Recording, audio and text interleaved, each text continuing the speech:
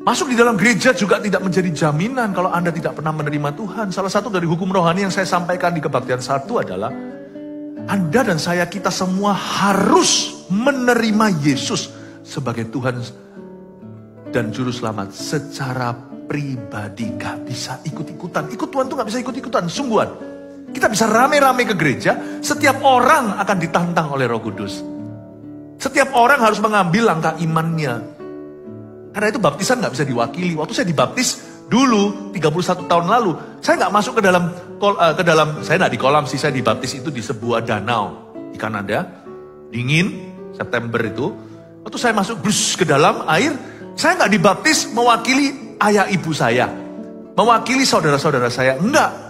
Saya dibaptis dalam nama Allah Bapa, Allah Putra, Allah Roh Kudus, di dalam nama Yesus itu untuk diriku.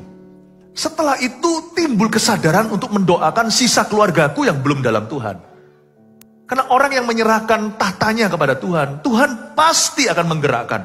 Saya mulai berdoa siang dan malam untuk mereka yang masih tersisa. Alkitab mengatakan di sini, berjuanglah untuk masuk melalui pintu yang sesak. Kata berjuang di situ dalam bahasa Yunaninya di kitab Injil. Anda harus tahu perjanjian baru itu pakai bahasa Yunani kuno. Perjanjian lama pakai bahasa Ibrani. Kata berjuanglah di situ artinya kurang lebih seperti ini dalam bahasa sehari-hari. Berkeringatlah, berdarah-darahlah, dan berusahalah.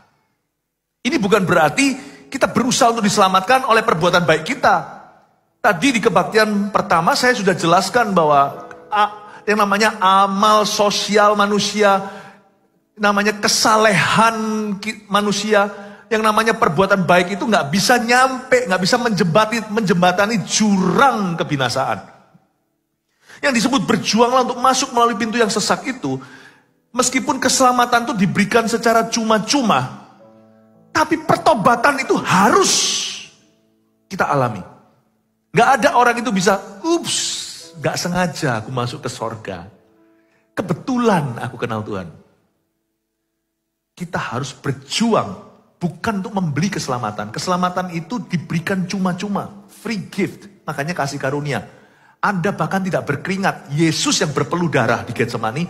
Yesus yang berdarah-darah di kayu salib. Yesus yang bayar harga.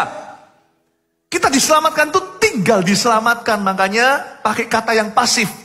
Kita bukan menyelamatkan diri. Atau kita menyelamatkan diri sendiri bersama dengan Tuhan. Yang mati digantung di salib itu hanya Yesus, bukan engkau dan aku.